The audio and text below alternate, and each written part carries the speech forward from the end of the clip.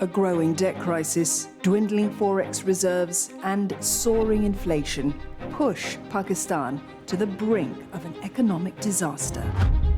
लेकिन ये हालात इस वक्त जो है ये कोविड से भी मुश्किल है. Issue really is that governments coming and going bring with them such upheavals which momentarily distract the country from the economic recovery path. The Pakistani rupee has been in free fall. In June, the rupee plummeted to an all-time low of 211 against the US dollar, only strengthening marginally since then. We need the IMF. Yes, we need the IMF for a year or two, maybe 3 years. We can take their palliative, but the longer term solution is ours.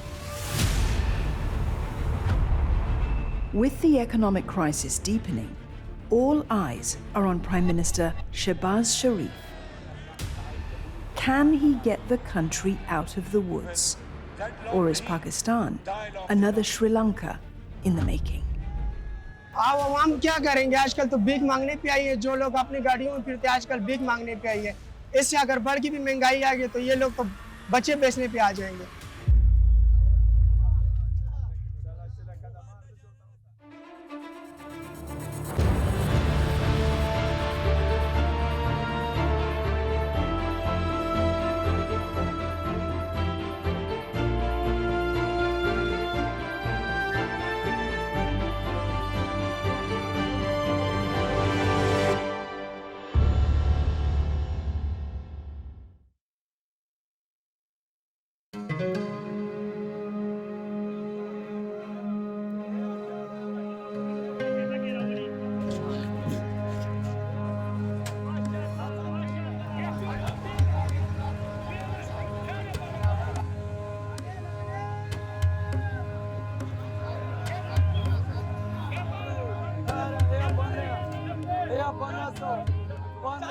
पहले सालों की निस्बत हमें काफ़ी ज़्यादा नुकसान हो रहा है. मंडी में सब लोग परेशान हैं. की वजह महंगाई है ना जी. महंगाई लोगों की, मैं कह रहा हूँ कि खाना रोटी पूरी नहीं होती. ये फ्रूट तो वही खाते हैं ना जिनके पास वाफर पैसा होता है. वजह लोगों के पास पैसा नहीं है. जैसे पहले सौदे हमारे बिकते थे स्पीड के साथ, वैसे नहीं बिकते. लोगों के हालात ख़राब है. लोगों की रोटी पूरी नहीं होती. फ्रूट कौन खाएगा? 6-7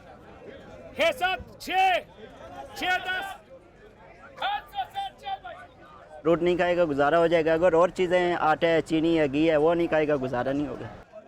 बहुत हालात ख़राब है मुल्क के. गरीब आवाम के मुस्तकबिल के बारे में कोई नहीं सोच रहे. In the largest fruit and vegetable market in capital city Islamabad, small vendors like Muhammad and Etisham have been feeling the heat of inflation and rising fuel prices in Pakistan. पिछले सालों में मुझे तकरीबन 8 साल हो गए इधर बिज़नेस करते हुए. पिछले साल अल्हम्दुलिल्लाह तकरीबन 4-5 साल हमने काफ़ी माल बेचते हैं. जितना लेके आते हैं तकरीबन 10-11 बजे बेच के इज़्ज़त के साथ चले जाते थे और नफ़े पे सौदे बिकते थे. अभी नफ़े पे नहीं बिकते हैं. पिछले सालों की निस्बत तकरीबन 2-3 साल में मैंने खुद जो है ना तकरीबन 20 से 25 लाख रुपए इधर नुकसान किया जहाँ पे बैठा हूँ. Inflation hit a 2-year high of 13.4% in April, and consumer prices spiked.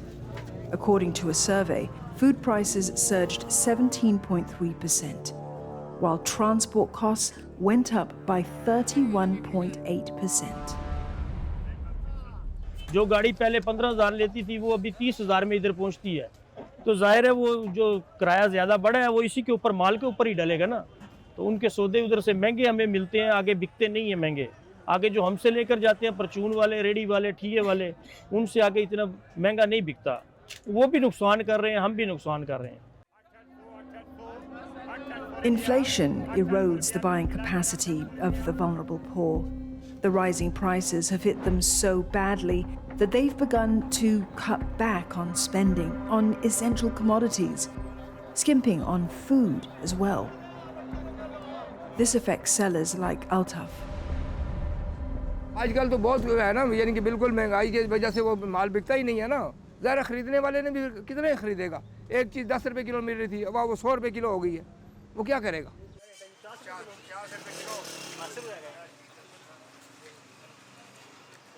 महीने की तनख्वाह मिल गई, जो आम दिहाड़ीदार लोग हैं उसको क्या मिल रहा है? वो तो अपनी मजदूरी करेगा तो मिलेगा उसको, वरना उसको तो किसी किस्म का रिलीफ नहीं है ना। अगर उसने घी खरीदना है तो वो घी 600 रुपये का उसके लिए, चीनी खरीदनी है तो चीनी भी 120 रुपये किलो उसके लिए, आटा खरीदेगा तो वो भी उसके लिए महंगा है। उसके लिए कौन सी चीज़ सस्ती है? चलो गरीब आदमी फल नहीं खाएगा, बाकी चीज़ें तो खाएगा ना, दाल चावल घी आटा ये चीज़ें तो उसकी ज़रूरियात है ना, फल ही नहीं खाएगा ना, लेकिन वो चीज़ें का कैसा गुजारा करेगा? उसके लिए भी तो रिलीफ हो ना। People have also been grappling with power shortages during a brutal heat wave that's hit the country. Pakistan is the 5th largest mango producer in the world, but this year the production is expected to drop by roughly 50% as the crop has been harmed by high temperatures and water shortages. But it's not just the production that suffers because of the heat wave. पहले से ज़्यादा है, जितनी पहले मजदूरी थी उससे अभी 25% कम हो रही है, क्योंकि अभी गर्मी है कि ये देखें ये आम है, एक मिसाल दे रहा हूँ, ये आम अभी बच जाएगा, कल फेंकना पड़ेगा क्योंकि नरम हो जाएगा, किसी ने लेना नहीं है, क्योंकि किसी ने कैसे लेना है, उसने पैसे देने, पैसे कमाना भी इस दौर में कितना मुश्किल है।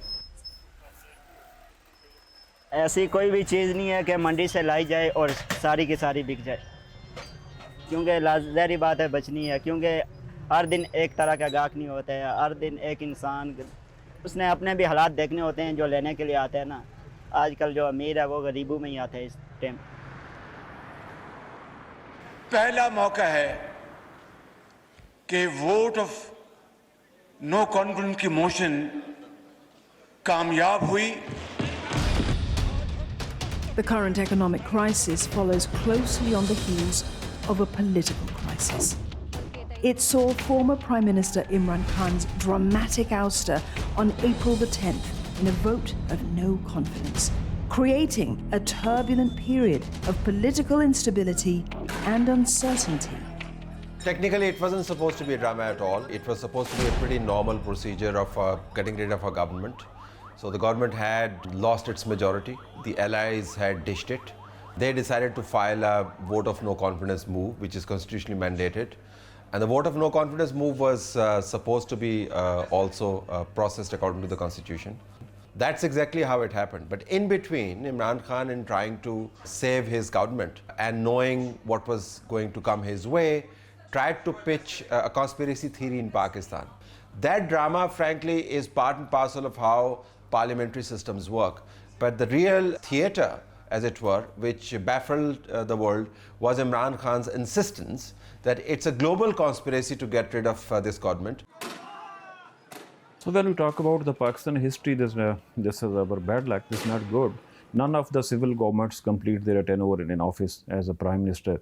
Every tenure was disrupted due to something. Sometime it was court, sometime it was martial law, sometime one or other reason there was always tenure was reduced. Now I request Mia Mohammad Shehbaz Sharif Sahab to please take the seat of the Prime Minister of the Islamic Republic of Pakistan. On April 11th, Shehbaz Sharif was sworn in as the new Prime Minister. Imran Khan, however, has remained defiant despite his ouster, and since then has conducted several rallies demanding fresh elections in Pakistan. It's a very fascist thought process which he's pursuing, and he's pursuing it in an economic situation which is very precarious. He's really fragmenting the society. He's trying to create hatred within the society, and this is the real threat. What is done with the economy, one can manage, but when the society is fragmented, when the politics becomes enmity, then you have much bigger problems than economic issues. And I think that's the disservice that Imran Khan is doing to Pakistan. Well, the manner in which it happened was clearly not a normal democratic process. One, the use of money to buy loyalties. That's something which is largely acknowledged in Pakistan. We know people who were approached of our party, the legislators who turned down the offers. And then the cipher coming from the US, which talked about a direct link between the vote of no confidence and the US foreign policy towards Pakistan. Imran Khan is not going to relent. He's not going to come back to power, considering the current narrative he's building. Conspiracy theory, toxic material being hurled at people, threatening civil war. You do not come to power in a country like Pakistan by threatening civil war. That's a given. But he's not going to relent. He's going to insist on his narratives. He's going to persist with his street agitation. There's very little this government can do about convincing Imran Khan to stay back and be reasonable, talk about reforms, and then move on. The nation has been grappling with a severe economic crisis. Pakistan faces $6.4 billion of debt due over the next 3 years, as Prime Minister Shehbaz Sharif's new government has been trying to meet bailout terms that have been set by the International Monetary Fund. The price hike and the increased taxes in the recent budget signals that the Sharif government has decided to bite the bullet. The budget has addressed some of the subsidy issue, but we need to remove far more. The oil prices and the gas prices, the electricity prices have been addressed, but Finance Minister himself admits that there's a lot more to go. So I think the IMF will negotiate a lot more with the country, and we will see some changes, maybe a few additional taxes, maybe a few additional cuts. Quite frankly, we need spending cuts. But IMF is not the agency that can make the spending cuts, because spending cuts are very hard, much harder than tax increases. And spending cuts really require time and political will to do that. And with the election coming up next year, I don't think the IMF will be able to persuade the government. But it's going to be a tough call, because the government needs the IMF and needs the financing gap to be filled. In June, Finance Minister Ismail presented the budget for the upcoming fiscal year, and he promised to remove fuel and energy subsidies to revive the IMF's $6 billion bailout package. But not before blaming the Imran Khan government for the current crisis.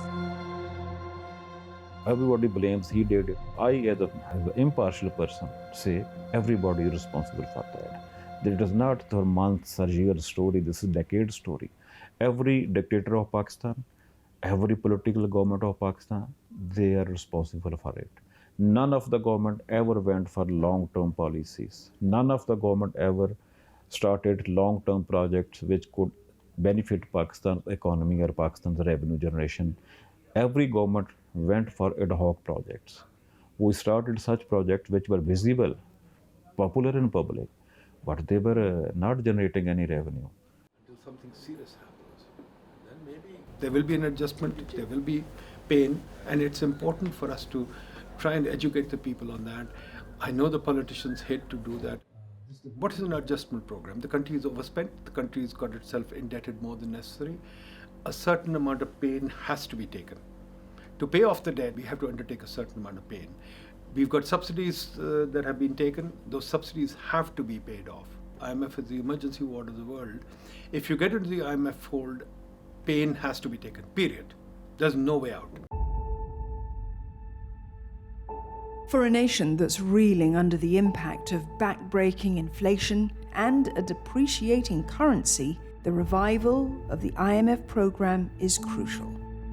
Prime Minister Shehbaz Sharif has indicated that the country could soon receive $2 billion from the lender. But the adjustments are bound to hurt the poor. ये देखें नवाज शरीफ तकरीबन इनको 20 साल हो गए हैं हुकूमत करते हुए। जरदारी लोगों ने की है तकरीबन 15 साल, 4 साल इमरान खान ने किया। अभी तक कोई भी ऐसा गरीब का बच्चा नहीं है जिसको स्कूल में इन्होंने दाखिल कराया हो या कहीं पाकिस्तान के अंदर इन्होंने मस्जिद बनाई हो। और क्या करेंगे? जो चीज़ है बिजली 8 रुपये यूनिट महंगी करके और रात को 1 रुपये सस्ती करके आवाम के दिलों में फिर राज करना शुरू हो जाते हैं। कोई भी इनसे उम्मीद रखना भी इस टाइम गुनाह है।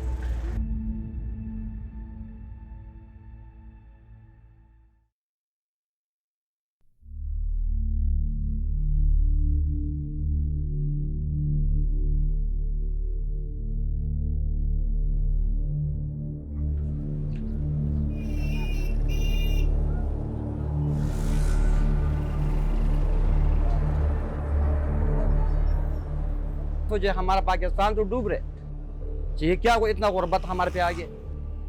हमने कभी भी ऐसा 35 सालों में इस्लामाबाद में ऐसा हाल नहीं देखे, इतना हालात खराब हमने नहीं देखे। For Hassan Jan, who's been in the food business for 18 years, this would have to be the worst year yet, as high commodity prices fuel Asia's second fastest inflation. आप उसके बारे में पूछिए, देखो ये हमारा स्टाफ था पहले तकरीबन 15, 12, 13 आदमी काम कर रहा था, अभी 6 आदमी काम करते हैं। घी का एक टीम 10,000 रुपये का हो गया, पहले इसी तकरीबन पहला तक 6,000 रुपये का था।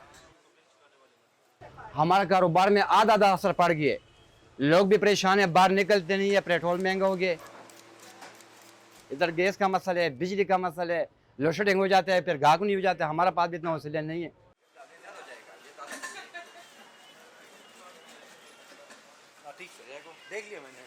हम तो इधर से इस्तेमाल करते हैं, इधर से मतलब बिल तो ज़्यादा जाते हैं, कारोबार मतलब इधर किराया ज़्यादा हो गया, रेट वही है, साल वाला पहला रेट है।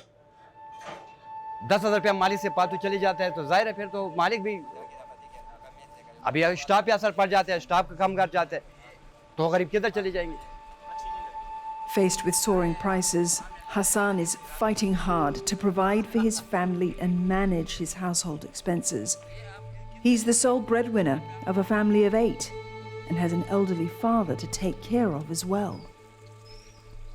ये तो मुझे पता है, इधर तो मैं जल रहा हूँ, आगे से ऊपर गर्मी है, इधर आग है, मेरा तो इधर मेरा बच्चे भी इधर आग से जल रहे। मैं तो बोलता हूँ चलो मेरा बच्चे पढ़े, वो थोड़ा अच्छा दफ्तर में कोई ऐसी के नीचे बैठे हो गए, पंखे के नीचे बैठे हो। अब देखो इधर आगे आगे उधर धूप है, इधर कोई है पंखा मंखा कुछ भी नहीं है, फिर भी मैं उसके साथ लड़ रहा हूँ। Sellers like Hassan are grappling with shortages of fuel, power, food and medicines, and a currency that's depreciating at record speed.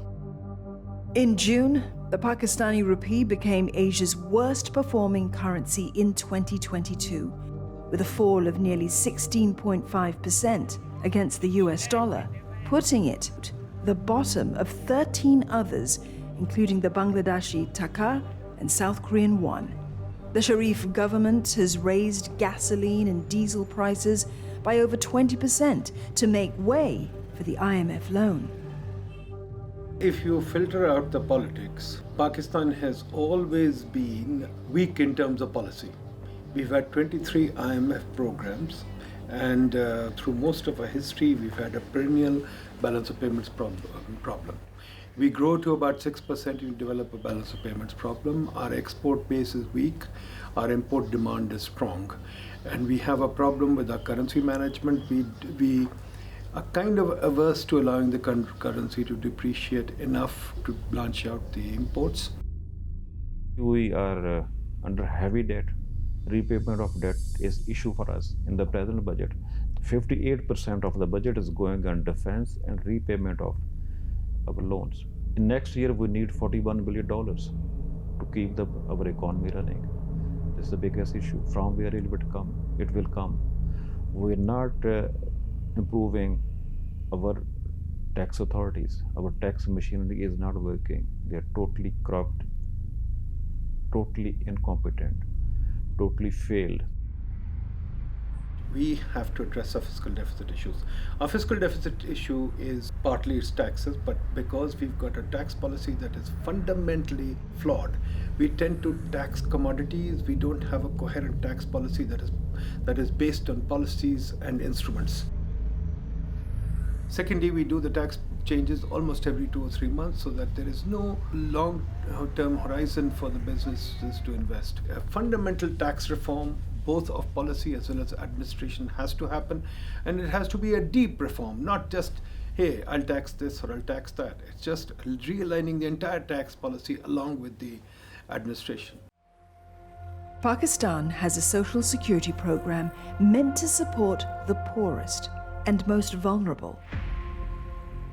Of a population of around 220 million, roughly 3 to 5% are supported by this program through cash transfers, targeted subsidies, and increased health and nutritional coverage.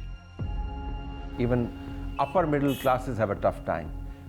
You may have some cushion built into your monthly budget, but when your expenditures shoot up because petroleum prices are going up and they have a cascading effect on inflation and all the input costs go up and they are passed on to the consumer, the government doesn't seem to have any salvaging plan for the poor. We have been asking for some sort of a cushion, removing school fees, like providing free medicines, like helping them deeper into the dole money that government gives them under different programs. But there doesn't seem to be a holistic package available right now. We've got a very good social safety net. Our Asas program or BISP, whichever name you call it, is a very good social program. It's there. It's working. Sure, we can put in some more cash through it, but I still think that we need to be realistic. Restructuring by definition means that we will move from obsolete activities to new activities. So when you move from obsolete to new activities, it's never painless.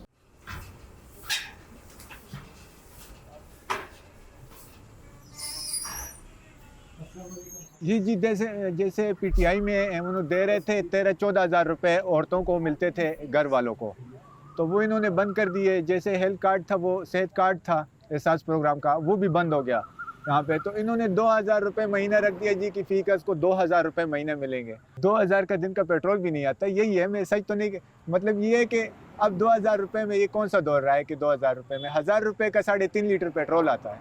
इन्होंने 2,000 रुपये माहाना दिया, तो 2,000 से क्या होता है? Nasib Ullah, a taxi driver, stays with his aunt in the capital city to save on rentals and other expenses. The government's cuts to the cash transfer program mean that he has less money to spend for his family's household essentials and children's education.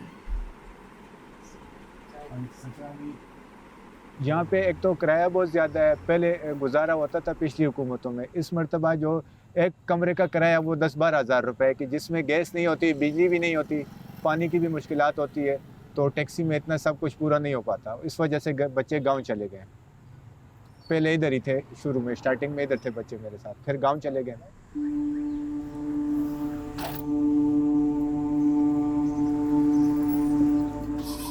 With increasing political and economic uncertainty, the government struggles to keep the economy afloat, while the suffering of ordinary Pakistanis like Nasib intensifies. के वादे बहुत होते हैं जी कि हम आएंगे, ये करेंगे, वो करेंगे। जब भी ये आते हैं तो फिर दूसरे हुकूमतों में तलकीनें करते हैं कि इमरान खान ने ये किया, वो कह रहे हैं कि जी इन्होंने ये किया। अब बीच में आवाम को ये समझ नहीं आ रही कि कौन सही है कौन गलत है। इस तरह का ये अपना टाइम गुजार लेते हैं, कोई इस चीज़ को देखते नहीं है कि हम मुल्क के हालात बेहतर करें, किसी को रोज़गार दे दें, कोई नौकरियां दे दें। यहाँ पे हमारे साथ पढ़े लिखे लोग टैक्सियाँ चला रहे होते हैं।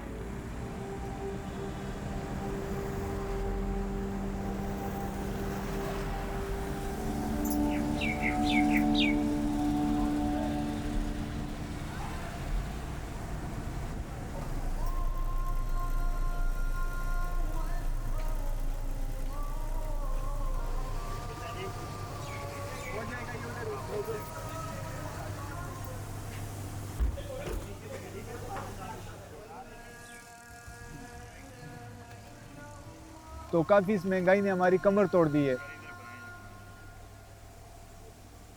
पाकिस्तान की आवाम की। तकरीबन ये नहीं कि अकेले मैं परेशान हूँ, तकरीबन सब लोग परेशान हैं।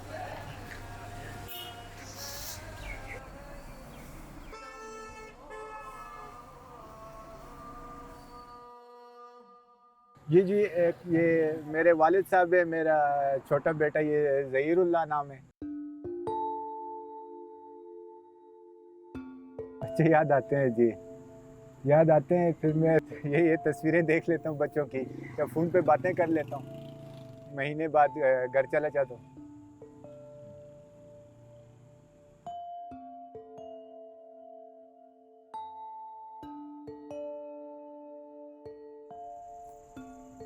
तमाम दुनिया के हर बच्चे के माँ बाप के ये ख्वाब होते हैं कि मेरे बच्चे अच्छे इंसान बने, अच्छे स्कूलों में पढ़ें, अच्छे मदारिस में पढ़ें और अच्छे लोगों में उठे बैठे। लेकिन जिस तरह के ये हालात हैं कि बाप अगर 4-4 महीने बच्चों से दूर रहेगा कि जी हम नहीं जा सकते बार बार।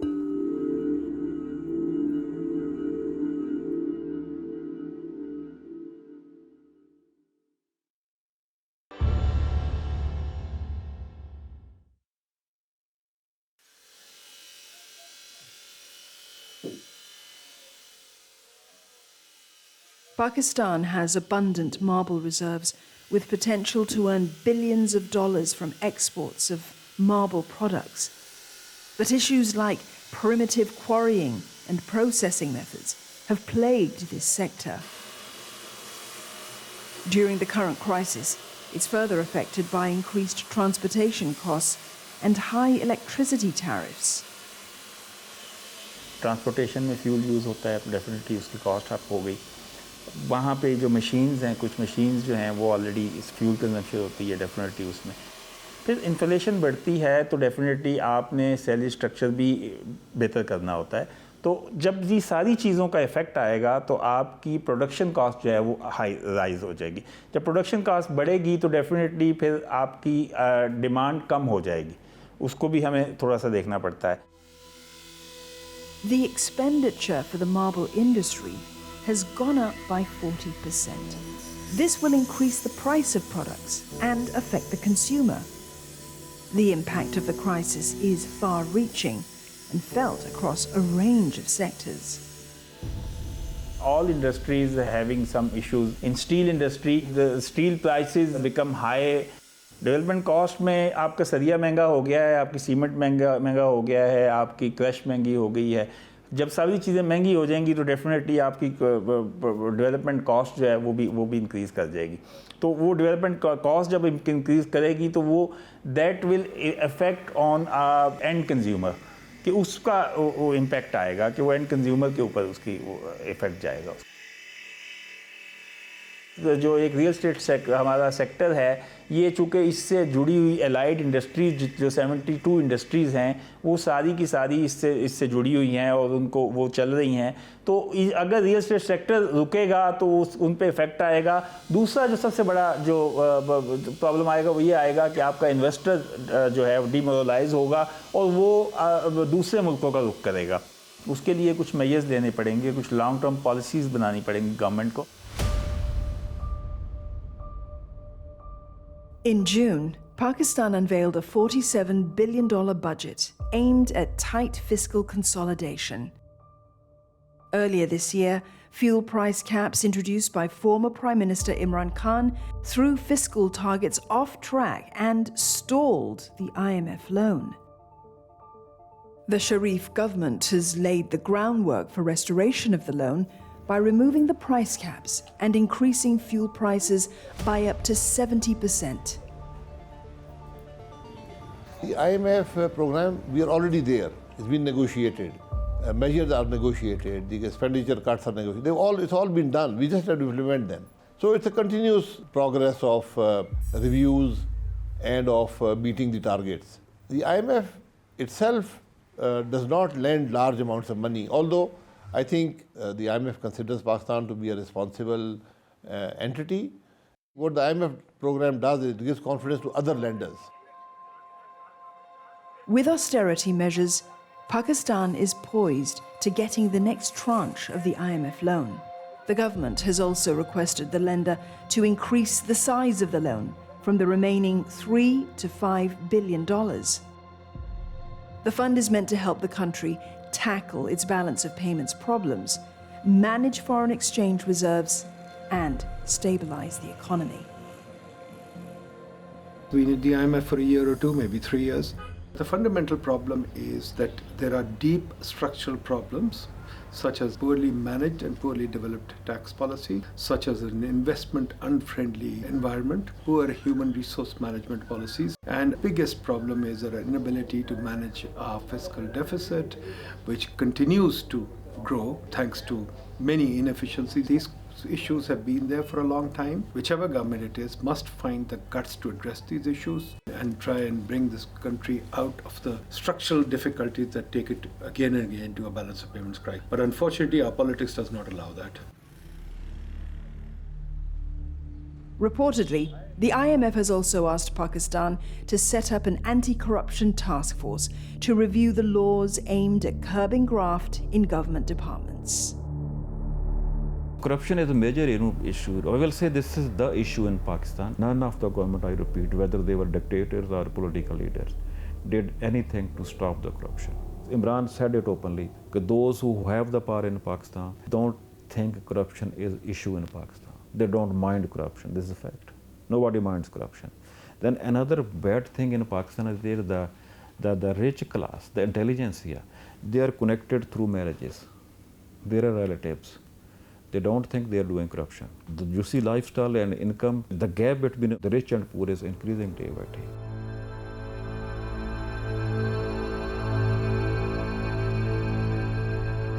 It's a gap that has widened during the current economic crisis.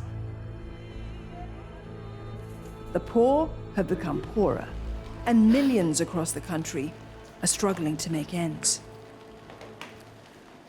घर में है तो खा लो, नहीं है तो बहुएं भी दरवाज़ा बंद करके अंदर बैठ जाती हैं।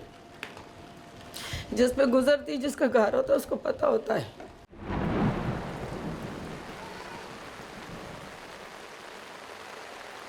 The pre-monsoon showers, though unexpected, offer a welcome respite amid a sweltering heatwave. But for Zareen Taj, it's a day away from work, and therefore a day with no income. जैसे भी वक्त गुजरता है, कभी भूख, कभी रोटी, कभी भूख, कभी नहीं, कभी क्या, ये तो वक्त के साथ सब कुछ होता है। 3 दिन भी इधर भूखी बैठी हूँ, मगर कोई पड़ोस में नहीं बोलेगा हमारे दरवाजे पे आइए मांगने के लिए। अंदर ही बैठ के रोती रही है।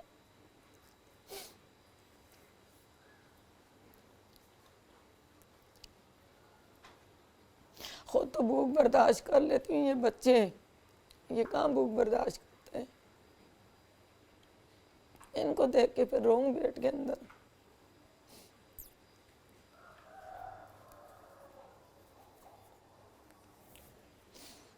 अल्लाह, ये मैं क्या करूँ।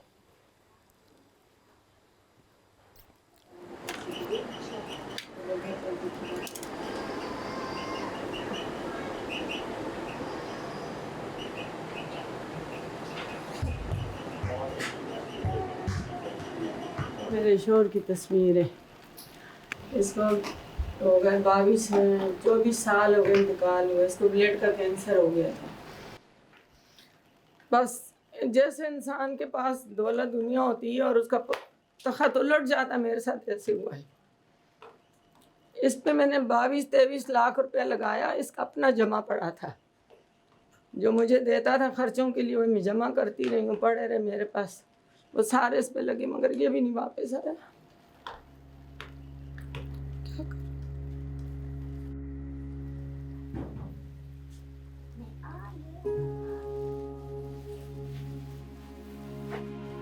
With all savings spent on her husband's treatments, Zareen had to start working after her husband's death,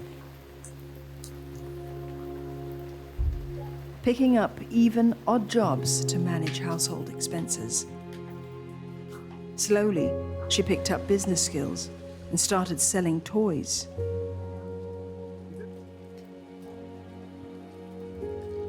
मैं तो एक दिन भी गारा बारिश है फिर भी जाऊंगी, बैठ तो नहीं सकती।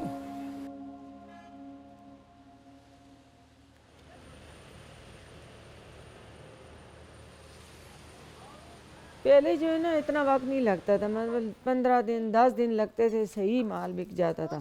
और अल्लाह का शुक्र है पैसे भी 80-90 हज़ार मेरे पास हो जाता था। अभी जो है ना, अभी 1 रुपया देखने को भी नहीं मिलता है। और अभी तो ये इसमें तो 2 महीने भी लग सकते हैं, ये अभी बिकने वाले नहीं हैं। क्यों? बारिशें गत्ते सारे जब जाओ तो वो गीले होते हैं, तो इस वजह से फिर बंदा रेडी से उठाओ रखो, तो फिर वो कैसे बिकेंगे?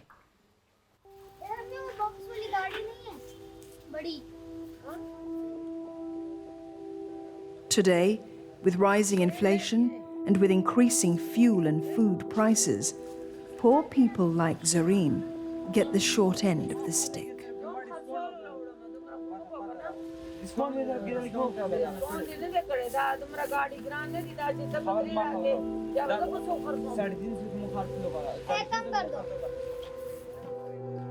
पहले तो कभी भी नहीं है बेटा, इससे पहले महंगाई होती रही है, ये नहीं होती है, मगर ऐसे नहीं हुई है, ऐसे कुछ भी नहीं देखा है।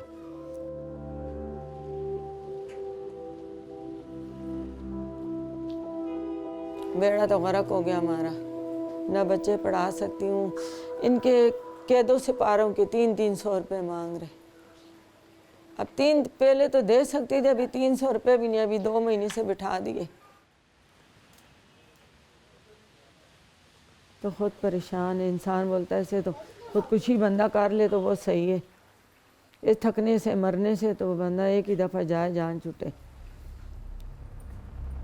अब बस मौत का इनकाम ही है और तो कुछ नहीं है। ऐसे हालात होए तो कौन ज़िंदगी मांगता अल्लाह से।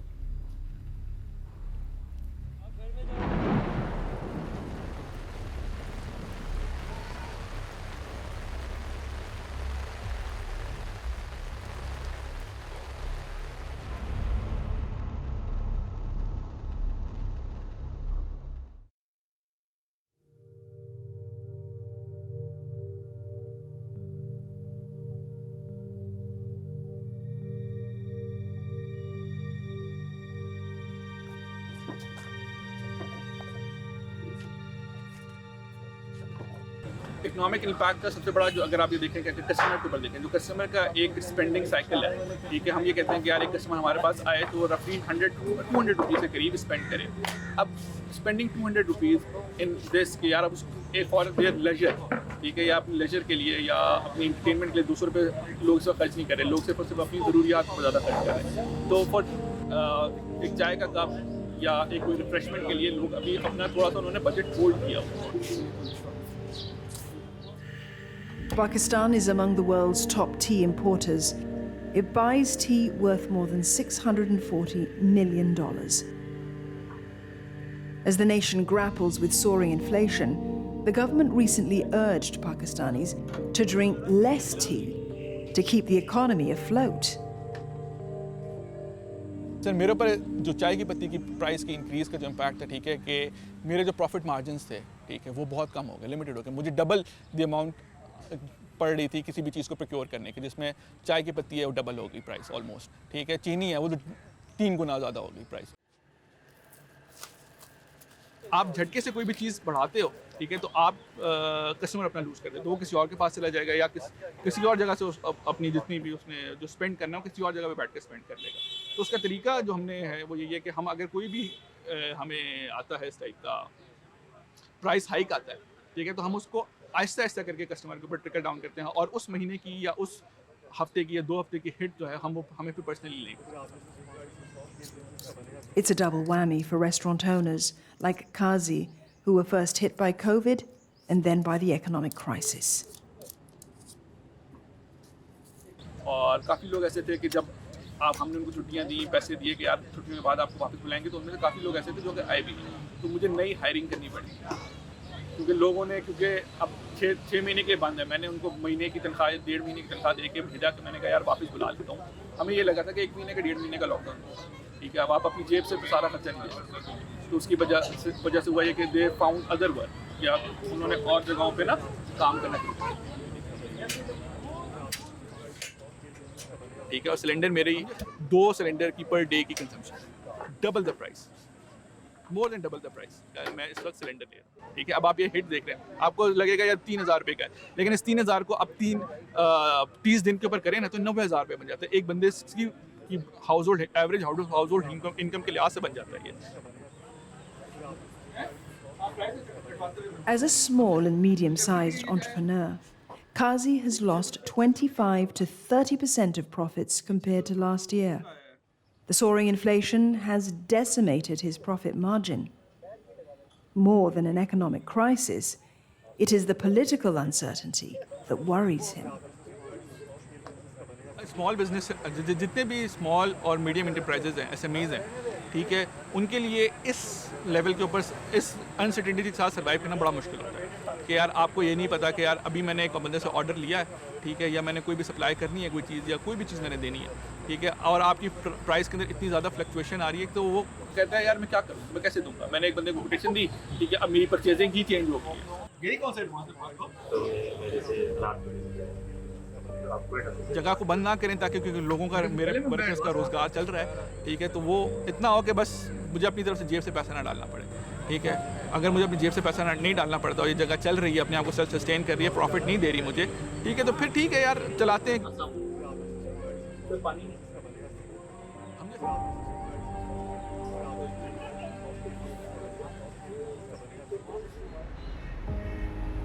The current political instability has also exposed Pakistan's vulnerability. The country, referred to as the sick man of Great Asia, is often categorized as a failing state. We've heard this theory of failed state for a long time. The problem with Pakistan is that it keeps on going back to a state where these arguments get revived. I think that has been the cycle with Pakistan, that it shows recovery. Like in 2018, for instance, Pakistan's economy growth percentage was very substantive. Its ratings were very high. The business was booming and rupee was stable. So if you look at statistics like 4 years ago, they weren't all that bad. Even in Corona, Pakistan didn't do badly. So the bottom line with Pakistan is the argument about being a failed state or a failing state or close to a failure is tied down with political instability. I think political maturity needs to set in, and the parliament has to begin to work as an agency of conflict resolution. Unfortunately, the last many years, we've been using the street as a means of conflict resolution. But I think the maturity in the part of the politicians will probably set in, that we must use the parliament, we must use lawmaking to get whatever compromise there is necessary to make things work. And once that happens, then things could change very readily. Pakistan and Sri Lanka are countries in crisis and both dependent on the IMF to provide relief to their deep economic woes. A report by the Institute of Policy Reforms warned that Pakistan could be another Sri Lanka in the making. Pakistan's situation is starkly different from where Sri Lanka is right now, or was when it defaulted. In a way, it does serve an important purpose because it kind of spurs officialdom into action.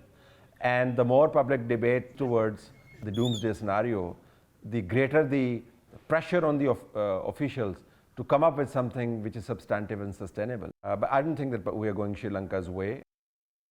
We have a lot of time to correct our mistakes. But if we don't correct our mistakes, then we will go that route. We have had 23 IMF programs, and we have not solved our adjustment program. In this agreement that we are just signing today, we are getting 2 billion from the IMF, and they're doing the usual thing. They'll fill up our financing gap, which is fine. At the same time, we have to become an investment-friendly country. If we do that, then we won't go the Sri Lanka way. Former Prime Minister Imran Khan has been continuing his protests and rallies calling for early elections. With the country not out of the woods just yet, is it likely to go to the polls soon? No, early elections are not a solution today. Now, with the fragility of the economy that you have, elections take 90 days. There will be a caretaker set up in the country. Can they manage the economy? I don't think so. Having early election will only create more problems for Pakistan than they solve. So, while I'm all for a new mandate, I think Pakistan needs to have this government complete its constitutional term and go to election at its time, stabilize the economy and go to elections. Look, governments coming and going isn't really an existential threat to the country or to journalism. This government was thrown out through a vote of no confidence. The previous government, Nawaz Sharif, went out because of a scandal, but he was replaced by his own party man, and then elections took place. Issue really is that governments coming and going bring with them such upheavals which momentarily distract the country from the economic recovery path. So the governments can come and go as long as the basic consensus on economy and the framework to govern this country is intact.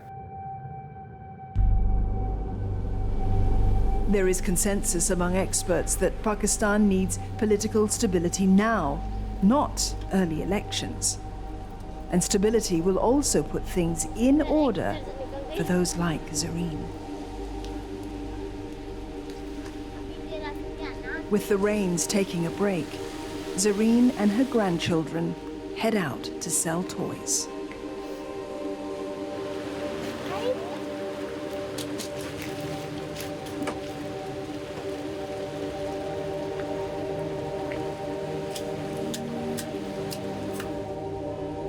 बेटा जैसे मैंने ये 26 साल गुजारे ना, तो मेरा रब ऊपर जानता है।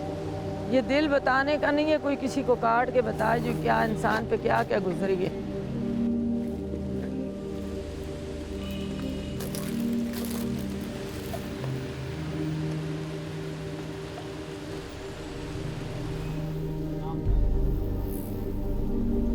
तो कोई हालात सेट हो जाए, तो कोई थोड़ा सा हो जाए, तो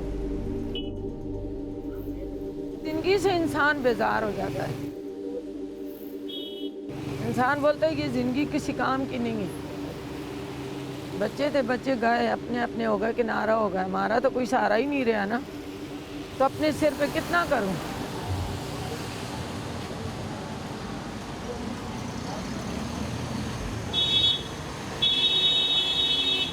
ये भी ठप हो गए, होता ही नहीं, कुछ काम नहीं होता है। इसकी वजह से परेशानी बहुत ज़्यादा है। इंसान यही बोलता है और कोई नहीं, तो जहर तो है ना, जहर खा ले।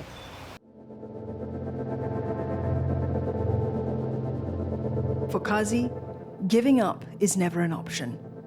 As an entrepreneur, he's worked hard to set up this small cafe. Despite opportunities to emigrate, he's stayed on to build this business.